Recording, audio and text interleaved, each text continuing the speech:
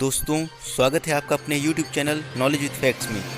इस वीडियो के माध्यम से हम देश दुनिया में हो रही उन घटनाओं के बारे में बात करते हैं जो हमारे एग्जाम पॉइंट ऑफ व्यू से इम्पॉर्टेंट हैं। इन घटनाओं के क्रम में हमारी पहली खबर बनी है ऑक्सीक्लोरोक्वीन यानी SCQ के उपयोग पर नई सलाह। केंद्र सरकार ने कोविड-19 संक्रमणों के लिए रोग निरोध के रूप में SCQ के उपयोग पर सलाहकार को संशोधित किया है। इसने गैर कोविड और कोविड-19 क्षेत्रों में तैनात स्पर्शोन्मुख स्वास्थ्य सेवा और फ्रंटलाइन कार्यकर्ताओं के लिए दवा के उपयोग का विस्तार किया है। कोविड-19 के लिए NTF द्वारा SARS-CoV-2 संक्रमण के प्रतिषेधा उपचार के लिए SCQ के उपयोग की समीक्षा के बाद निर्णय आया। जानवी फूकन फिक्की के राष्ट्रीय अध्यक्ष चुने गए। जानवी फूकन को फिक्की लेडीज ऑर्गेनाइजेशन यानी FLO का राष्ट्रीय अध्यक्ष नियुक्त किया गया। फिक्की FLO दक्षिण पूर्व एशिया का सबसे पुराना महिलाओं के नेतृत्व वाला और केंद्रीय व्यापार चैम्बर है और शीर्ष chamber of Indian chambers of commerce and industry FICCI का महिला विंग है।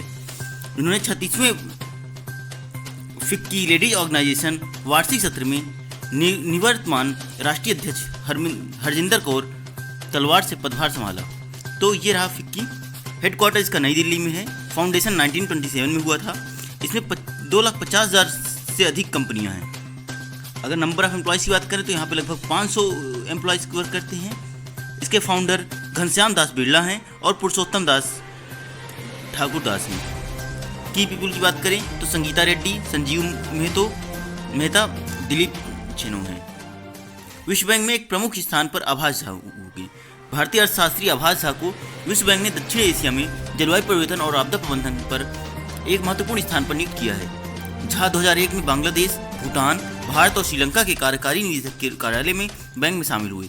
वह हाल ही में पूर्व एशिया और प्रशांत क्षेत्र में शहरी विकास और आपदा जोखिम प्रबंधन की प्रैक्टिस मैनेजर थे। तो आइए बात करते हैं वर्ल्ड बैंक के बारे में। इसका हेडक्वार्टर वाशिंगटन DC में है। इसके प्रेसिडेंट डेविड मालपास हैं। वर्ल्ड बैंक ग्रुप इसका पेरेंट ग्रुप है, ऑर्गेनाइजेशन है। इसमें 189 देश शामिल हैं जो कि IBRD के हैं और 173 देश IDA के सदस्य हैं। पर्पज है इसका पूरे विश्व में एक सतत विकास को बढ़ावा देना। इसके सब्सिडीज की बात करें तो इंटरनेशनल फाइनेंस कॉर्पोरेशन जैसे कि बहुत सारी सब्सिडीज हैं। IASST ने इलेक्ट्रोकेमिकल बायोसेंसर विकसित किया। Institute of advance study in science and technology Guwahati ने एक इलेक्ट्रोकेमिकल सेंसिंग प्लेटफॉर्म विकसित किया है। यह कार्सिनोजन या उत्परिवर्तनीय यौगिक N-नाइट्रोडाइमिथाइलअमीन यानी NDMA और N-नाइट्रोसोडाइमिथाइलअमीन यानी कि NDEA का पता लगाएगा, जो मीट, बेकन, चीज और कम वसा वाले दूध जैसे खाद्य पदार्थों में भी कभी कभी पाया जाता है। प्रसूति नाल व्रण के अंत के लिए संयुक्त राष्ट्र दिवस मनाया गया। प्रसूति नाल व्रण के लिए 23 मई को नालवण के अंत के लिए संयुक्त राष्ट्र का अंतर्राष्ट्रीय दिवस है। यह दिन प्रसूति नालवण एक ऐसी स्थिति जो विकासशील देशों में कई लड़कियों और महिलाओं को प्रभावित करती है, उनके इलाज की और रोकथाम की दिशा में कार्रवाई को बढ़ावा देता है। प्रसूति नालवण के अंत के लिए अंतर्राष्ट्रीय दिवस 2020 का विषय लिंग असमानता का समापन है, स्वास्थ्य असमानताओं का समापन, नालवण का समापन आदि है। यूनाइटेड नेशन की बात करें तो इसका हेडक्वार्टर न्यूयॉर्क सिटी में है। Official language Arabic, Chinese, English, French, Russian and Spanish है।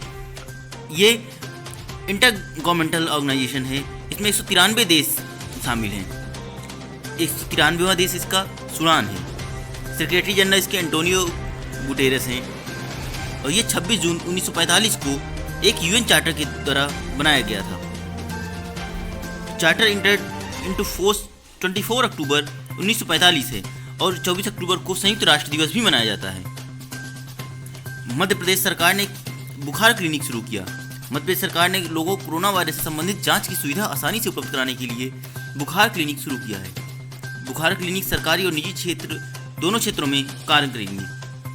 राज्य के सभी जिलों में 1391 बुखार क्लिनिकों ने काम करना शुरू कर दिया है, जहां 42,151 लोगों का स्वास्थ्य परीक्षण किया जा चुका है। मध्य प्रदेश की बात करें तो 1 नवंबर 1956 को इसकी स्थापना हुई थी। कैपिटल इसकी भोपाल है। राजधानी सिटी इंदौर है। इसमें जिलों की कुल संख्या 52 है। ये गवर्नमेंट ऑफ मध्य प्रदेश के अंतर्गत आता है। इसके गवर्नर लालजी टंडन है। चीफ मिनिस्टर शिवराज सिंह चौहान है जो बीजेपी की लीडर कार्यकर्ता हैं। लेजिस्लेचर की बात करें तो 230 सीटें हैं। हाई कोर्ट इसका मध्य प्रदेश हाई कोर्ट जो कि जबलपुर में स्थित है लगता है। यह एरिया के मामले में भारत का दूसरा सबसे बड़ा राज्य है और पहला सबसे बड़ा राज्य है राजस्थान। विश्व कछुआ दिवस 23 मई को मनाया गया। 2000 से प्रतिवर्ष 23 मई को विश्व कछुआ दिवस मनाया जाता है। इस दिन को मनाने के पीछे एक मुख्य उद्देश्य कछुओं के प्राकृतिक आवास के संरक्षण के बारे में जागरूकता फैलाना है। 2000 के बाद से प्रतिवर्ष 1990 में स्थापित एक गैर लाभकारी संगठन अमेरिकन टोर्टवाइज रेस्क्यू यानी ATR विश्व कछुआ दिवस के उत्सव को प्रायोजित करता है। सरकार द्वारा मधुमक्खी पालन हेतु 500 करोड़ रुपए आवंटित किए गए। सरकार ने आत्मनिर्भर अभियान के तहत मधुमक्खी पालन की दिशा में 500 करोड़ रुपए आवंटित किए। भारत दुनिया के शीर्ष 5 शहद उत्पादकों में शामिल है और 2005 से 6 की तुलना में देश में शहद का उत्पादन 242% और निर्यात 265% बढ़ा है। इसकी घोषणा कृषि और किसान कल्याण मंत्री नरेंद्र सिंह तोमर ने की। IMD ने उमंग ऐप में मौसम सेवाओं का शुभारंभ किया। भारतीय मौसम विभाग IMD की वेबसाइट पर होस्ट की गई 7 सेवाओं को उमंग एप्लीकेशन पर लाया गया है। ये सेवाएं वर्तमान मौसम, नवकाश, शहर का पूर्वानुमान, वर्षा की जानकारी, पर्यटन पूर्वानुमान, चेतावनियां, चक्रवात आदि शामिल हैं। नए युग के शासन के लिए यूनिफाइड मोबाइल एप्लीकेशन उमंग एक एकीकृत मल्टी चैनल बहुमंच बहुभाषी बहुसेवा मोबाइल ऐप है। IMD की बात करें तो इसका फुल फॉर्म है India meteorological department.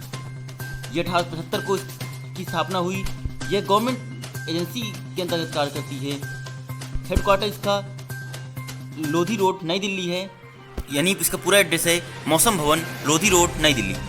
Annual budget इसका 3.52 बिलियन रुपीज़ है जो कि $49 मिलियन US में है। मिनिस्ट्री रिस्पॉन्सिबल इसकी हर्षवर्धन है।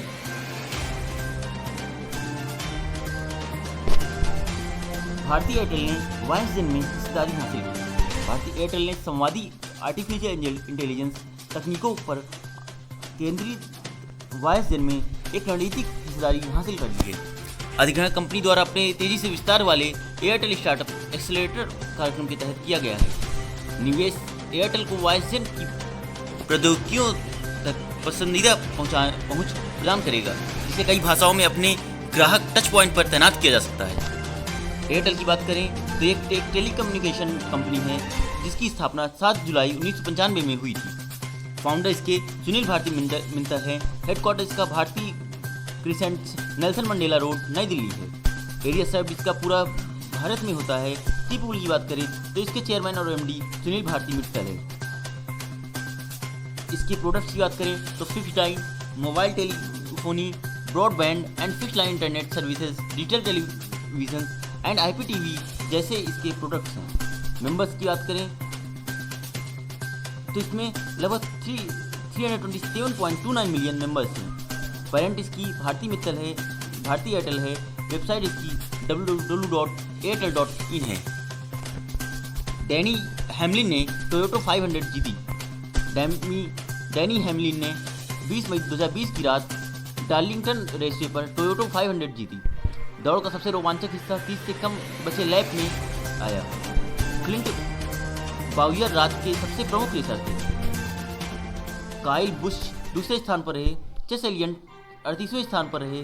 टोयोटा 500 को 208 लैप पर लड़ा गया था और यह 2020 के नास्कार कप सीरीज सीजन की छठी दौड़ थी। 9 NBFC ने पंजीकरण प्रमाण पत्र को समर्पण किया।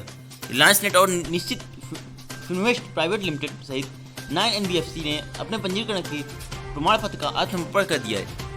इसमें Panrose mercantiles limited, Manohar finance India limited, चेडलियान ट्रैकोन प्राइवेट लिमिटेड और संघी हायर परचेज लिमिटेड शामिल हैं। प्रमाण पत्रों के आत्मसमर्पण के साथ कंपनियां एक गैर बैंकिंग वित्तीय संस्थान के व्यवसाय का लेन देन नहीं कर सकती हैं। RBI की बात करें तो RBI भारत की एक सेंट्रल बैंक है जिसकी स्थापना 1 अप्रैल 1935 को हुई थी। इसके गवर्नर शक्तिकांत दास हैं। बैंक रेट 4.4% और इसका interest on interest on reserve है 3.75%। हेडक्वार्टर मुंबई में है। फाउंडर्स की ब्रिटिश राज है। KKR जियो प्लेटफॉर्म्स में 11,367 करोड़ रुपए निवेश करेगा। अभी 2 मई 2020 को भी 11,367 करोड़ रुपए जियो कंपनी में इन्वेस्ट किया गया था। अब बताइए कमेंट सेक्शन में कि वह कौन सी कंपनी थी जिसने 11,367 करोड़ रुपए 2 मई 2020 को जियो कंपनी में इन्वेस्ट किया था। यहाँ KKR कंपनी ने निजी इन्वेस्ट इक्विटी फर्म KKR 2.32% हिस्सेदारी के लिए जियो प्लेटफॉर्म में 11,367 करोड़ रुपए का निवेश करने के लिए तैयार है। ये रिलायंस इंडस्ट्रीज लिमिटेड RIL के कारोबार में तेजी से हुआ 5वां निवेश होगा। इससे पहले सोशल मीडिया प्रमुख फेसबुक निजी equity fund silver lake, Vista equity partners और जनरल अटलांटिक निवेश कर चुकी हैं। यह KKR एशिया का में सबसे बड़ा निवेश है। तो दोस्तों उसका आंसर होगा विस्टा इक्विटी पार्टनर्स, यानी विस्टा ने 2 मई 2020 को 11,367 करोड़ रुपए का जियो प्लेटफॉर्म में निवेश किया। टाटा कैपिटल ने वॉइस बॉट लॉन्च किया। टाटा कैपिटल ने व्हाट्सएप पर वॉइस बॉट TIA लॉन्च किया है। वॉइस बॉट अपने ग्राहकों को कई तरह की सेवाएं प्रदान करता है, जैसे कि नया ऋण लेना या प्रश्नों के उत्तर देना आदि। यह व्हाट्सएप पर सहज और इंटरेक्टिव सेवाएं प्रदान करता है। ग्राहक अपने खाते पर और EMI विवरण देख सकते हैं, तुरंत दस्तावेज डाउनलोड कर सकते हैं, अपने विवरण अपडेट कर सकते हैं, किसी भी उत्पाद के लिए त्वरित प्रतिक्रियाएं प्राप्त कर सकते हैं आदि। RNA निष्कर्षण किट पर का बड़े पैमाने पर उत्पादन हुआ। कोविड-19 परीक्षण के दौरान इस्तेमाल की जाने वाली चुंबकीय नैनो पार्टिकल आधारित RNA एक्सट्रैक्शन किट द एक्टैप चित्रा मैग्ना बड़े पैमाने पर उत्पादित करने के लिए तैयार है। किट को Shri Chitra Tirunal institute for medical sciences and technology द्वारा विकसित किया गया है। इसे 21 मई 2020 को लॉन्च किया गया था और एक्टैप डायग्नोस्टिक्स ने कोच्चि के Amrita institute of medical sciences को 3,000 ऐसी किटों का पहला बैच बेचा था। सड़क निर्माण के लिए कॉपर जियो का उपयोग। कॉपर जियो कपड़ा एक पारगम कपड़े को अंतः ग्रामीण सड़क निर्माण के लिए एक अच्छी सामग्री के रूप में स्वीकार किया गया है। यह प्राकृतिक, मजबूत, अत्यधिक टिकाऊ, सड़नरोधी, मॉडल और नमी के लिए प्रतिरोधी है, किसी भी माइक्रोबियल हमले से मुक्त है। प्रधानमंत्री ग्राम सड़क योजना की तीसरे चरण के तहत ग्रामीण सड़कों के निर्माण के लिए कायर जियो कपड़े का उपयोग किया जाएगा। RBI ने एक्सिम बैंक को ऋण देने की घोषणा की। RBI ने विदेशी व्यापार को बढ़ाने में मदद के लिए भारतीय निर्यात बैंक को 15,000 करोड़ रुपए का ऋण देने की घोषणा की है। एक्सिम बैंक अपने संचालन के लिए विदेशी मुद्रा उधार पर निर्भर है और कोविड-19 महामारी के परिणाम स्वरूप ये संसाधन जुटाने में असमर्थ है, जिसके कारण ये सुविधा बढ़ाई जा रही है। यह लाभ 30 से 90 दिनों की अवधि के लिए बढ़ाया गया है। एक्सिम बैंक की बात करें तो इसका फुल फॉर्म है export import bank of India. इसकी स्थापना 1 जनवरी 1982 को हुई थी। हेडक्वार्टर मुंबई में है। इसके की पूरी बात करें तो डेविड रस्किन्हा इसके मैनेजिंग डायरेक्टर हैं। यूनिसेफ और एयरटेल अफ्रीका ने साझेदारी की घोषणा की। यूनिसेफ ने एयरटेल अफ्रीका के साथ एक नई साझेदारी की घोषणा की है। यह बच्चों को दूरस्थ शिक्षा तथा पहुंच प्रदान करने और मोबाइल नकद हस्तांतरण के माध्यम से उनके परिवारों के लिए नकद सहायता तक पहुंच प्रदान करने के उद्देश्य से है। इस साझेदारी के तहत 13 देशों में स्कूल बंद होने से प्रभावित 133 मिलियन बच्चों को लाभान्वित करने के लिए यूनिसेफ और एयरटेल अफ्रीका मोबाइल तकनीक का उपयोग करेंगे। यूनिसेफ की बात करें तो इसकी स्थापना 11 दिसंबर 1946 को हुई थी। लीगल स्टेटस की बात करें तो यह भी एक्टिव अवस्था में है। हेडक्वार्टर न्यूयॉर्क सिटी है। हेड इसके हेनिटा एक्सपोस हैं। पैरेंट ऑर्गेनाइजेशन की बात करें तो United nation general assembly, United nation economic and social council है। वेबसाइट इसकी www.unicef.organization है। भारत बायोटेक थॉमस यूनिवर्सिटी के बीच समझौता ज्ञापन पर हस्ताक्षर हुए। भारत बायोटेक और Thomas Jefferson university of Philadelphia ने कोविड-19 के लिए एक नया टीका उम्मीदवार विकसित करने के लिए एक विशेष समझौते पर हस्ताक्षर किए हैं। उपन्यास वैक्सीन को कोरोना वायरस प्रोटीन के लिए एक वाहन के रूप में मौजूदा निष्क्रिय रेबीज वैक्सीन का उपयोग करके विकसित किया जाएगा। यह टीका एक मजबूत प्रतिरक्षा प्रतिक्रिया उत्पन्न करने के लिए जाना जाता है और बच्चों सहित पूरी आबादी के लिए अनुमोदित है। मध्य प्रदेश के मुख्यमंत्री ने एक योजना का उद्घाटन किया। मध्य प्रदेश में मुख्यमंत्री शिवराज सिंह चौहान ने 22 मई 2020 को वीडियो कॉन्फ्रेंसिंग के माध्यम से सबको रोजगार मिलेगा योजना का उद्घाटन किया। इस योजना के तहत मजदूरों को मनरेगा जॉब कार्ड वितरित किए जाएंगे।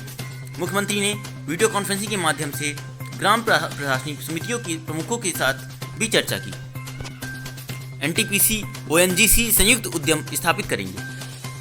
ओएनजीसी और एनटीपीसी ने नवीनीकरण ऊर्जा परियोजनाओं के लिए एक संयुक्त उद्यम कंपनी स्थापित करने के लिए एक प्रारंभिक समझौते पर हस्ताक्षर किए हैं। उन्होंने व्यवस्था को औपचारिक बनाने के लिए 21 मई 2020 को नई दिल्ली में एक समझौता ज्ञापन पर हस्ताक्षर किए। समझौता दोनों कंपनियों को अक्षय ऊर्जा कारोबार में अपने अपने लक्ष्य हासिल करने में सक्षम बनाएगा। ओएनजीसी के पास 176 मेगावाट पवन ऊर्जा से युक्त 176 मेगावाट का नवीकरणीय पोर्टफोलियो है। एनटीपीसी की बात करें तो इसका full form non thermal power corporation है। इसकी स्थापना 1975 को हुई थी। हेडक्वार्टर नई दिल्ली में है। ओनर गवर्नमेंट ऑफ इंडिया है। अगर ऑर्गेनाइजेशन की बात करें तो ये स्टेट ओन इंटरप्राइज है। इसका purpose electricity generation and distribution, natural gas exploration है, प्रोड्यूशन, ट्रांसपोर्टेशन एंड डिस्ट्रीब्यूशन है। यानी कि एक बात करें ये बिजली उत्पादन में अपनी भागीदारी प्रदर्शित करता है।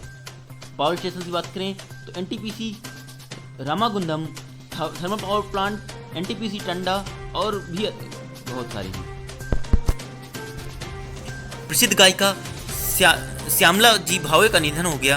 हिंदुस्तानी और कर्नाटक संगीत पर समान कमांड रखने वाली प्रसिद्ध गायिका श्यामला जी भावे का मई 2020 में निधन हो गया। उनके पिता स्वर्गीय गोविंद विट्ठल भावे ने उन्हें हिंदुस्तानी संगीत में प्रशिक्षित किया, जबकि उन्हें प्रसिद्ध गायक एस सुब्बराया और बी डोरस्वामी द्वारा कर्नाटक धारा में पढ़ाया गया था। उन्हें मैसूर के 19वें दीवान सर एम विश्वेश्वरैया द्वारा उभयगढ़ विदुषी की उपाधि दी गई। तो दोस्तों, अगर ये वीडियो आपको पसंद आई हो तो प्लीज़ वीडियो को लाइक करें, चैनल को सब्सक्राइब करें और अपने दोस्तों के साथ वीडियो को शेयर करना ना भूलें। धन्यवाद।